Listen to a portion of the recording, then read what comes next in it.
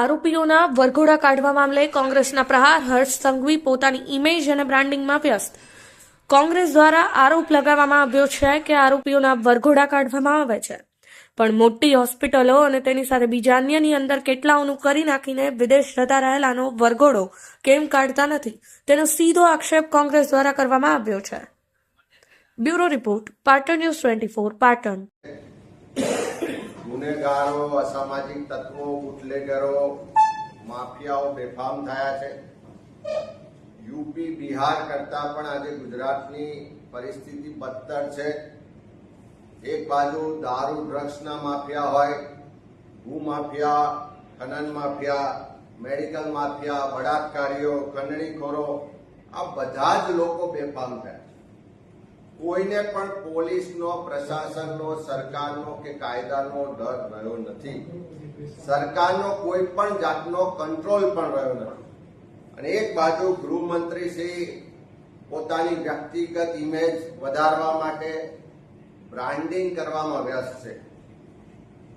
બીજી બાજુ ગૃહમંત્રી શ્રી એમના જવાબદાર પદ પર રહીને પણ બેફામ નિવેદનો કરે કે દંડાથી બધાને સીધા કરીશું, વરઘોડા તો નીકળશે. આપણે બધા જ જાણીએ છીએ ભૂતકાળમાં પણ નામદાર હાઈકોર્ટ ને કોર્ટ દ્વારા અનેક વખત સરકારને, પોલીસને ઠપકા પણ મળ્યા છે કે આ રીતે તમે વરઘોડા કાઢો, કોઈને મારપીટ કરો એ યોગ્ય નથી. તેમ છતાં સરકારને એમાં સુધરવું નથી. પણ બીજી બાજુ સોશિયલ મીડિયામાં સસ્તી પ્રસિદ્ધિ માટે ગૃહમંત્રી એમ કે વરઘોડા તો નીકળશે.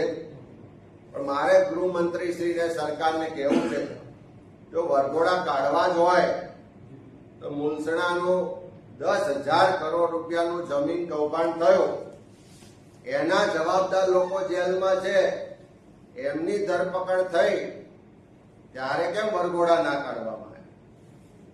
ગુજરાતમાં હમણાં જ ખ્યાતિ હોસ્પિટલમાં પ્રધાનમંત્રી જન આરોગ્ય યોજનાનું કરોડો રૂપિયાનું કૌભાંડ પકડાયું. આ તો એક હોસ્પિટલમાં પકડાયું. આવી આખા ગુજરાતમાં એક વ્યવસ્થિત નેટવર્ક ચાલી રહ્યું.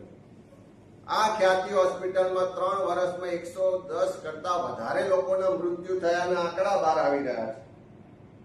ત્યારે એ ખ્યાતિ હોસ્પિટલ કે જે લોકોના હત્યા માટે જવાબદાર છે, કરોડો રૂપિયાના કૌભાંડ માટે જવાબદાર છે, એમાં જે આરોપીઓ પકડાયા છે એના વરઘોડા ગૃહમંત્રી શ્રી હજુ સુધી કેમ નથી કાઢતા?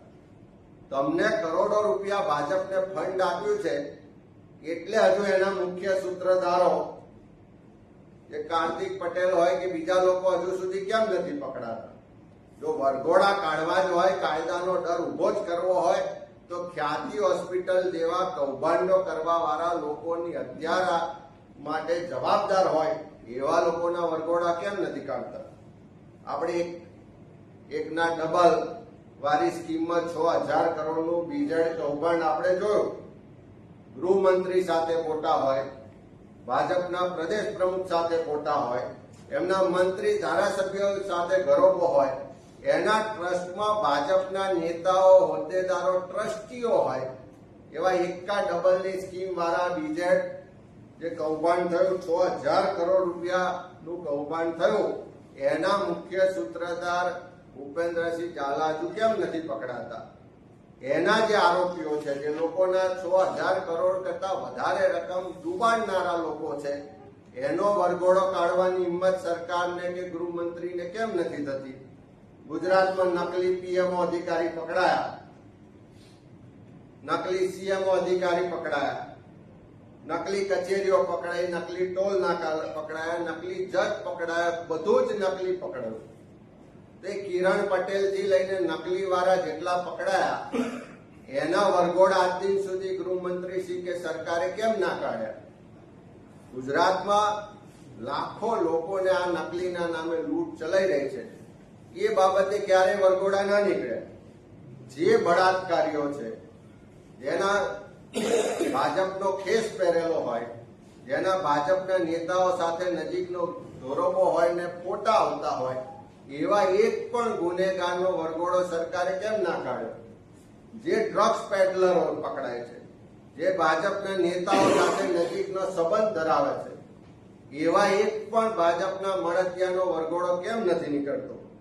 ત્યારે ગુજરાતમાં કૌભાંડ કરવા વાળા ભ્રષ્ટાચારીઓ, ગુનેગારો, બુટલેગરો, અસામાજિક તત્વો બેફામ બન્યા છે. આપણે રોજ ટીવી મીડિયામાં જોઈએ છે કે આ જમીનના કબજા લેવા માટે ખુલ્લેઆમ હથિયારો સાથે હુમલા થઈ રહ્યા છે.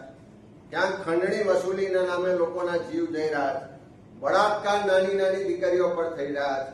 એટલે કોઈને પણ પોલીસ પ્રશાસનનો, કાયદાનો ડર નથી રહ્યો.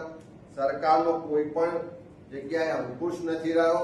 એ ખ્યાતિકાંડ હોય કે બીજેડ કાંડ હોય, એવા મોટા જે કરોડો અબજો રૂપિયાનું ખોટું કરવા વાળા છે એના મુખ્ય સૂત્રધારો નથી પકડાયા. ત્યારે સરકાર પાસે માગણી કરીએ છીએ કે ખાલી સસ્તી પ્રસિદ્ધિમાંથી બહાર આવો, ખરેખર કાયદો ને પોલીસનું શાસન પ્રસ્થાપિત કરો.